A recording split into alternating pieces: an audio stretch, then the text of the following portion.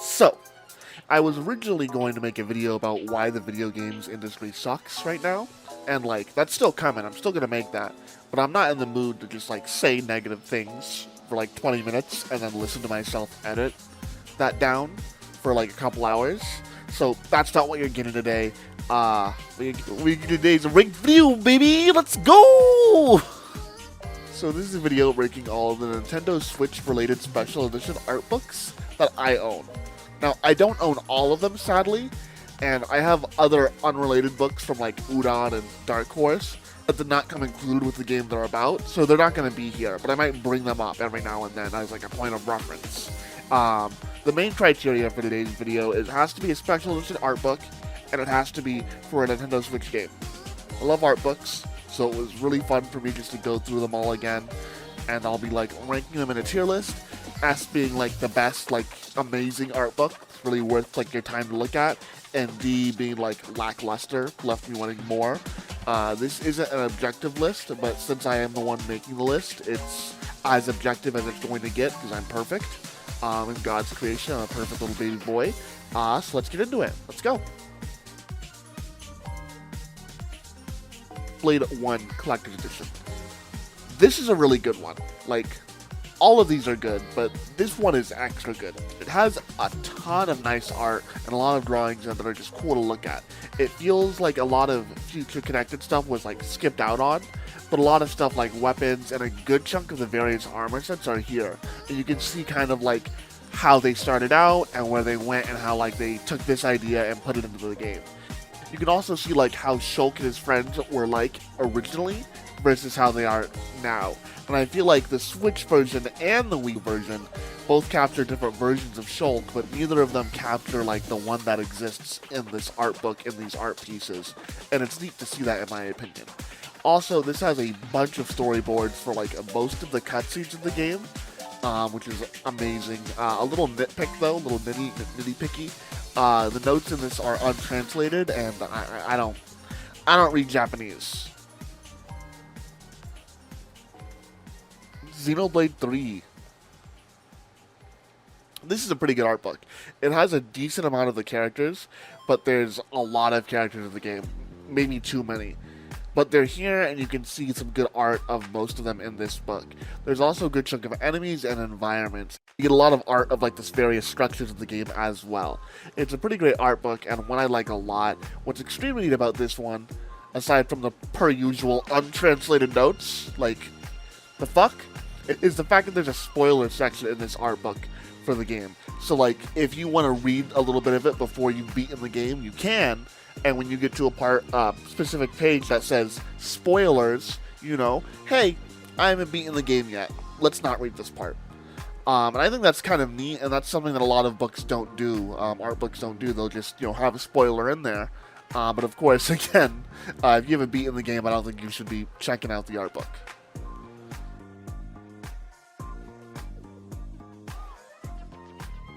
Fire Emblem Engage.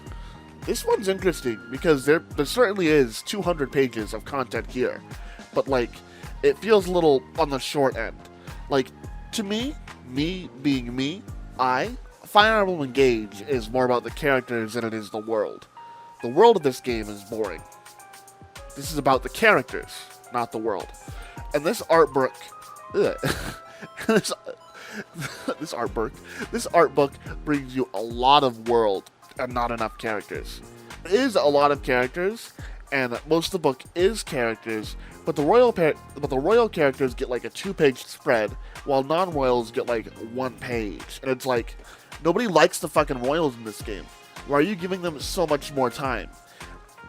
I'm sure art for the others is out there somewhere in a database somewhere, and I'd rather have cut some of the fluff, like the weapons or some of the environments in this book, to leave room for like the best player Rosado, who right now in this book only has a single page dedicated to them, and I would have liked to see more of him. So for this one, I'd say not amazing. Fire Emblem Legacy.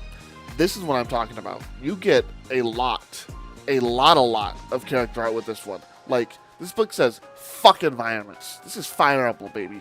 characters. You get the characters from the first Fire Emblem game over the years.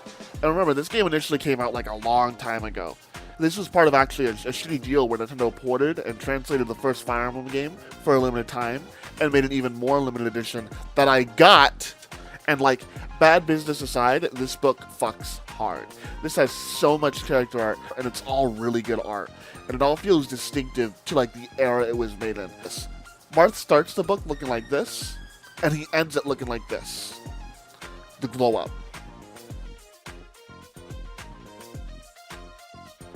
Bayonetta 3, this is a game I know people have feelings on, and I think it's alright, but like, the second game looked and played better, which is kinda oof. But this game isn't bad, and the art book isn't a slouch either. Unlike Fire Emblem, Bayonetta has a lot of cool backgrounds and environments, so it makes sense for this book to have more of that, and it does. It also has a lot of cool art of the characters and a bunch of notes that are untranslated, which like really sucks, because like I'd like to know what the artist was saying, but I can't because I don't know Japanese. What compounds this even more is that the Udon book, Eyes of Bayonetta 2, which I own, translates the notes! But like, why are they not translated here? Big miss in my opinion, and I know translation isn't cheap, but it's something that's hard to ignore with how note-heavy this book is. It's something that, like, I don't think you can go a single page without seeing some notes.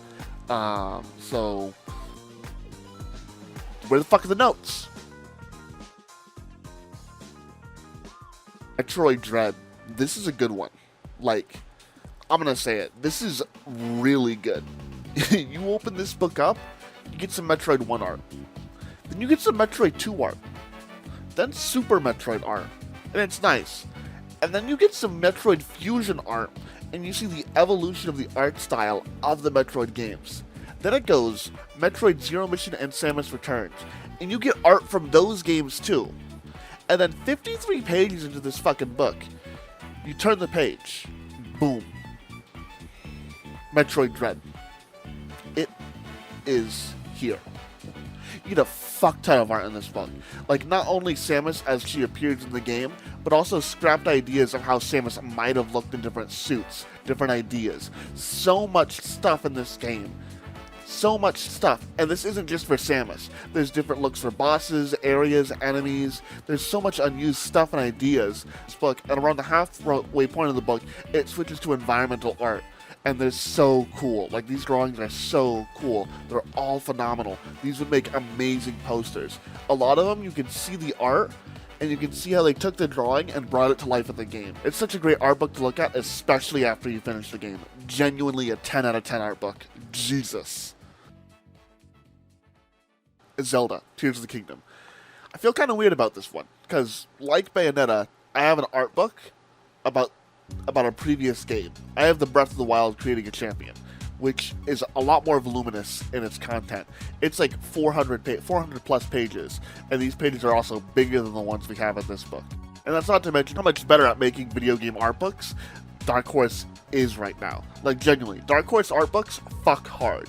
Harder than anyone making video game art books in the game right now. It's kind of embarrassing how much better they are than their competition at even like the smallest details.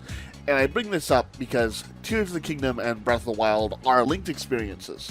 This book, when it comes to showing the new stuff in Tears of the Kingdom, is pretty great.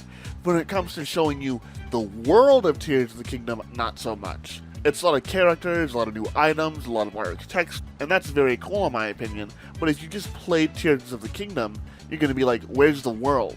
And there's enough changes in the world of Tears of the Kingdom where you could have highlighted the differences. Hopefully, Dark Horse comes on and makes an art book for this game too, because the one we have right here is kinda lackluster. Sorry. Sakuna of Rice and Ruin. This is a pretty small art book that has some pretty small review. It's about 100 pages, but the form factor of the book is on the smaller end. Anyways, the book contains some renders, a lot of character art, enemy art, and environment art. Pretty good deal. Overall, I liked it.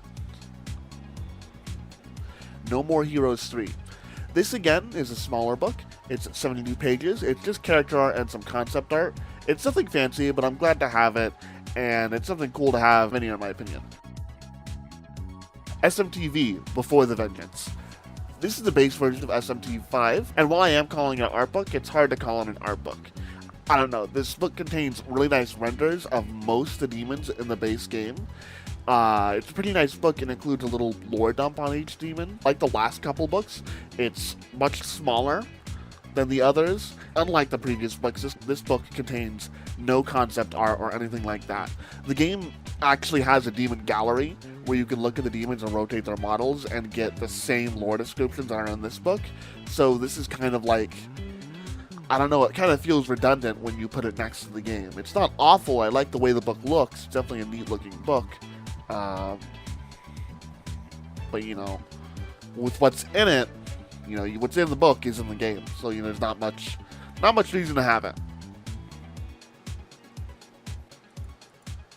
So that is my tier list. We got Metroid Dread and Fire Emblem Legacy in S tier, Xenoblade 3 and Xenoblade 1 in A tier, Bayonetta 3 in B tier, Zelda Tears of the Kingdom, No More Heroes 3, Sakura Rise of Ruin in C tier, and then Fire Emblem Engage and SMT5 in D tier. This isn't my opinion on the games themselves, obviously, this is just my opinion on the art books. I'd say, you know, there's maybe some wiggle room, maybe Engage can move up a bit, but definitely that SMT5 book, while it is cool to have, and I'm glad I have it, definitely not a lot in there that you wouldn't just get from playing the game. Side, if you liked me talking about art books for a weird amount of time, let me know. If you have any art books that you really like, specifically like video game art books, or if there's a special edition art book that you have that you really cherish or think is really cool, tell me about it. Sound off about it in the comments. Also, like, comment, subscribe, give me your money, give me your grip money. I need your grip money. Give me your grits. I don't know why Umar came out right there. But yeah, subscribe, like, comment, schlament, give me your grip money. Peace out.